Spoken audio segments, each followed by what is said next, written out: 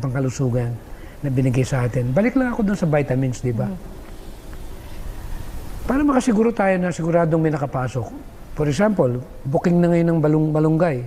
Sobra. May mga vitamin A yan, may vitamin E. Napakarami, halos lahat nandun na. Kumuha ka na isang dakot na malunggay. I-blend mo.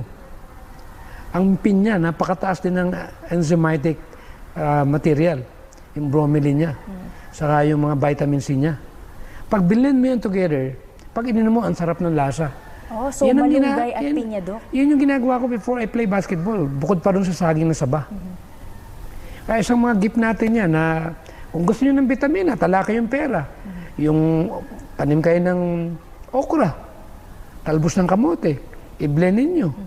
Lagyan nyo ng pinya. Kasi ang pinya, pang-neutralize yan eh. Para mabilis yung absorptions dun sa... Kasi ang pinya, nang napag-aralan namin to, hindi ba pinag-aralan natin yung food combination? Na it is not well to combine fruits and vegetables. The only fruits that you can combine ang pineapple sa solid. Kasi ang pineapple nag-aakyan as a neutralizer.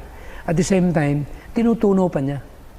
Kaya pala, Dok, may mga Kaya pagkain... lagi ako may pinya. Hindi ako nawawalan yan. Kaya pala, Dok, mayroong mga Part ng life ko pagkain yan. niluluto na kasama yung pinya. Katulad, di ba, sabihin natin sa ating mga kaibigan, for sure, alam naman natin yung mga pininyahang mga niluluto. Sabihin ko na, Dok, yung mga pininyahang, sabihin na tokwa. O kaya para sa ating mga kaibigan na kumakain ng mga meat ay yung pininyahang manok. Siyempre, yung ibang mga mahihilig magluto, di ba? Nag-experiment sila. Kaya pala, kasi pwede pala siyang ihalo doon sa pinakaulam or sa iba natin. Kahit anong gulay pwede mong isabayan. Or any kinds of solid food. I see. Kaya may kasabihan nga na ang bansa natin napaka-blessed eh. Just imagine, ito sikreto to eh, hindi pinagsasabi ito eh. Ang pineapple talaga hindi ka basta masisipon. Hindi ka tatamaan ng trangkaso. Basta siguraduhin mo lang na may pinya ka. Pero wag lang yung pinya din na treated. Maganda yung directly pagkatanim. Alam mo na hindi na dumaan sa tinatawag na modern processing. So isa yan sa gift natin. Katulad ng mga vitamins na pinag-usapan natin. Alam ba ang buko ay sagana sa vitamina? Ang maganda ang buko, meron pa rin siyang tinatawag na mga essential minerals at may essential fats. Kaya nga sabi ko nga, pag nagkagutom at nagkaroon ng crisis sa pagkain at nagkaroon ng persecution, may buko lang ako, peace of mind ako. Kasi nandun eh. Kompleto Kaya ang bansa na. natin, to be honest with you, hindi ko pagpapalit to sa Amerika. Hindi ko pagpapalit sa Europa. Ang lamig natin dito, normal. Hindi mo kailangan na mag-jacket ng sobrang kapal. Napakayaman natin sa vitamin D. Di ba, pinag-usapan natin vitamin A, vitamin D, vitamin E, vitamin K. Napakayaman natin dito. Hindi tayo dapat mamroblema. Lahat ng gulay natin, whole year round. Tumutubo. Itusok mo lang. Alam mo yung vitamin E na yan? Para hindi ka magka-wrinkles, para ma-protectionin yung mga cells natin yan sa radicals na yan. Eh, napakalaking tulong yan. Kaya kailangan natin talaga na malaman natin na talaga katulad mga broccoli, kiwi, mango, tomato, nuts. Lahat ng yan. Green olives, papaya, avocado, sunflower seed. Ay naku, napakayaman sa vitamin E. Pero yung number one, green leafy. Totoo yan, Dok. Grabe ang green leafy vegetables. Kaya pala, green blood or green pigment, ito, sikreto na naman. Siyempre, pinag-uusapan natin dito yung how to reverse the aging process. Ito pala yan. Pag pala ang tao ay matanda yung itsura mo sa edad mo, it means may sakit ka. You are dying. Kasi makikita mo sa balat, sa kilos, yung isang taong mahaba ang buhay.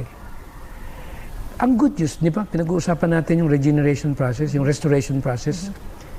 Pwede pala naman pala natin iprolong at pahabain ang buhay. Nasa DNA yan eh. Ang masama yung, di ba, meron telomeres. Na ito yung DNA na meron doon sa, ano niya, sa chromosomes niya. Pag mahaba yung telomeres mo na yun, mahaba yung buhay mo, umiiksi yan. Pag pinag-aralan mo ngayon itong subject na ito, siyempre hindi man ako expert dyan, lalo na yung mga scientist.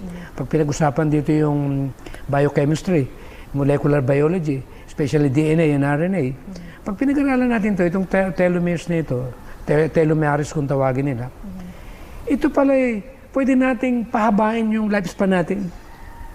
So kung maikli na pala siya, Dok, pwede pa siyang humaba? Pwede humaba. Kaya sasabihin nila, ang tandang tingnan eh. Pero pag alam mo pala yung part mo, good news pala ito. Pwede pa palang gumuwapo ka pa eh. At the age of 60s, 70s eh. Kaya ako, ang goal ko at the age of 70s, kung di pa darating ang Panginoon, gusto ko mas guwapo pa ako. Kaya good news yan. Asang napakaganda na naman na advance ako. Siguro sa mga susunod nating programa, meron isang kilalang scientist na ni-research ng mabuti itong DNA natin. Ito palang DNA natin ay pwedeng mapalitan ng bagong DNA, na magandang DNA, based talaga dun sa mahaba yung telomeres na yun. Na ang good news, talagang ang ating propetisa, blessed ng God. Ito palang pampahaba ng telomeres na ito, itong mga gulay at prutas. At ang isa sa mga maiksi yung telomeres nila, yung mga obese. Maiksi ang buhay nila. Kailan pala magpapayat ka? At kumain ka ng tama para habang hindi pa huli ang lahat, magawan mo ng paraan. Maunahan mo kung ano yung magiging sakit mo. Kaya yun yung, kung sana, napansin ko lang kasi, to be honest with you, lagi akong tumitingin sa social media. Bakit pagka-chismis at mga kung ano-anong mga kantang, masasabi natin, masasabing, kung kubanta kunyari yung ganong sikat, ganun. Kita mo talaga, hundreds of thousands.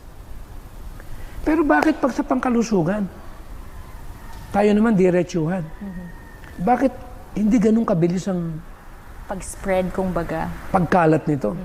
Kasi talagang ang mind ng tao, hindi tayo nakaset doon sa, may balik tayo sa normal na pamamaraan na ibig ng Panginoon. Alam ba na pag na-tune mo yung katawan mo, accordingly, with the divine rules, to be honest with you, imposible ka magkasakit. Hindi design ng Panginoon yan. Kaya ang point dito, ang kalusugan, regalo sa lahat ng mga anak niya sa sanlibutan, na depende na lang kung anong participation mo sa iyong sariling katawan.